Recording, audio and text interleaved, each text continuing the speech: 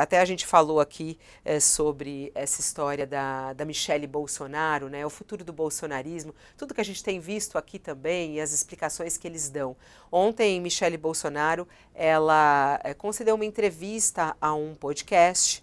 E nesse podcast ela falou um pouquinho sobre o futuro do bolsonarismo e se emocionou muito ao falar do legado de Bolsonaro. Ela se emocionou ao falar do legado do ex-presidente que teriam deixado ao eles largarem a presidência, né? Ela citou o resgate ao patriotismo, de valores, o amor à nação e falou em ter plantado uma semente no coração das crianças. Isso com certeza vai frutificar, foi o que ela disse. E Michelle ainda sugeriu uma segunda temporada de Bolsonaro no poder. Ao falar sobre a sua atuação como a primeira-dama, ela destacou também a visibilidade que ela deu a pessoas que são invisíveis. E até quando foi perguntada sobre o futuro do bolsonarismo, ela disse: quantos filhos ele tem? Né? Foi o que ela disse falando sobre a sequência do bolsonarismo, Josias.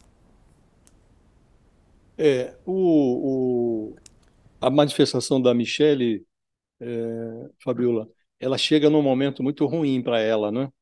Porque fica muito evidente que o patriotismo do Bolsonaro, o altruísmo da família Bolsonaro, esse interesse público, essa defesa dos valores da família, tudo isso que a Michelle enaltece, está condicionada à única invenção genial da humanidade que aprisiona os patriotas, que é o dinheiro. Né?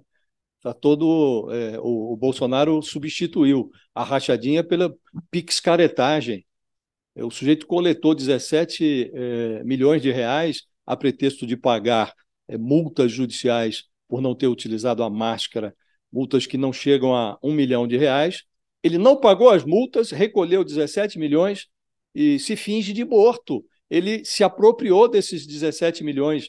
Um personagem desse ser apresentado a essa altura, num dia em que a Polícia Federal deflagra uma operação em que se investiga a venda de joias, patrimônio público, pelo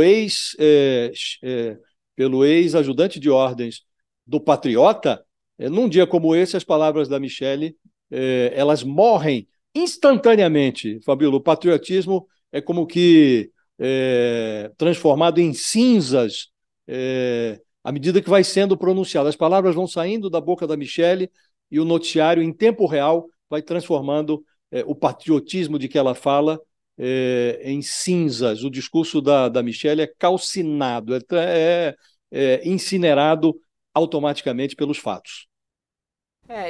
Mas é curioso, né, que eles sempre usam esse termo, né, os valores da família.